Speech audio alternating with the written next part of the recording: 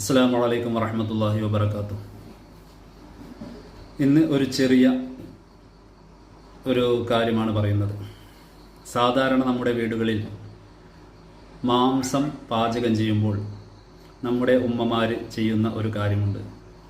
അവർ മാംസം പല ആവർത്തികളിലും 5 പ്രാവശ്യം 6 പ്രാവശ്യം കഴുകിയതിന് ശേഷം അവർക്ക് തൃപ്തിയാകില്ല, വീണ്ടും കഴുകുന്നു. അതിൽ ബ്ലഡ് ഉണ്ട്, നജസാണ് എന്നുള്ള വിശ്വാസത്തിൽ വീണ്ടും കഴുകി പല ആവർത്തി കഴുകിയാണ് അവർ പാചകം ചെയ്യുന്നത്. ഇസ്ലാമിൽ മാംസം പാചകം ചെയ്യുന്നതിന് മുമ്പ് അതിൽ നിന്നുള്ള രക്തം മുഴുവനും നീക്കണം എന്ന് ഒരു വിധിയില്ല. കാരണം മാംസം എന്ന് പറഞ്ഞാൽ നാം അത് കഴുകി അതിൻ്റെ ബ്ലഡ് മുഴുവനും നീക്കിയതിനു ശേഷം വീണ്ടും ഒന്ന് കട്ട് ചെയ്താൽ വീണ്ടും ബ്ലഡ് വരുന്നതാണ്, അതിൻ്റെ ഉള്ളിലും ബ്ലഡ് ഉണ്ടാകും. അപ്പോൾ മാംസം ഒരിക്കലും എന്താവില്ല, ബ്ലഡിൽ നിന്ന് വേർപെട്ട് നിൽക്കുന്നില്ല. മാംസം പാചകം ചെയ്യുന്നതിന് മുമ്പ് നമ്മുടെ ഒരു ആത്മവിശ്വാസത്തിന് വേണ്ടി 1-2 പ്രാവശ്യം കഴുകി പാചകം ചെയ്ത് കഴിക്കുന്നതിൽ കുഴപ്പമില്ല.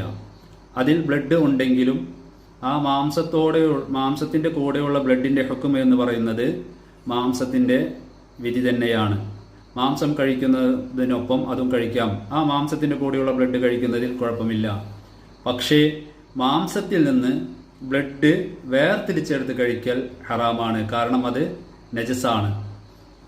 ആ മാംസത്തിൽ നിന്ന് ബ്ലഡ് വേർതിരിച്ചെടുത്ത് കഴിക്കാൻ പാടില്ല. ബ്ലഡ് എന്നുള്ളത് നജസാണ്. ചുരുക്കി പറഞ്ഞാൽ പാചകം ചെയ്യുന്നതിന് മുമ്പ്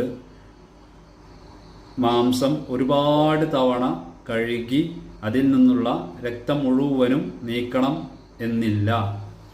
1-2 പ്രാവശ്യം കഴുകി അത് കറി വെച്ച് കഴിക്കുന്നതിൽ കുഴപ്പമില്ല.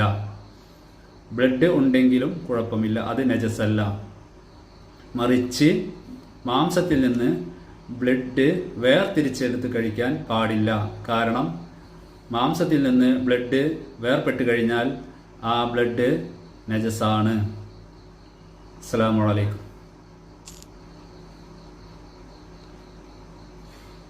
ഇതിൽ നിന്ന് നിങ്ങൾക്ക് എന്തെങ്കിലും സംശയമുണ്ടെങ്കിൽ കമൻറ്റിൽ ചോദിക്കാവുന്നതാണ്. അസ്സലാമു അലൈക്കും.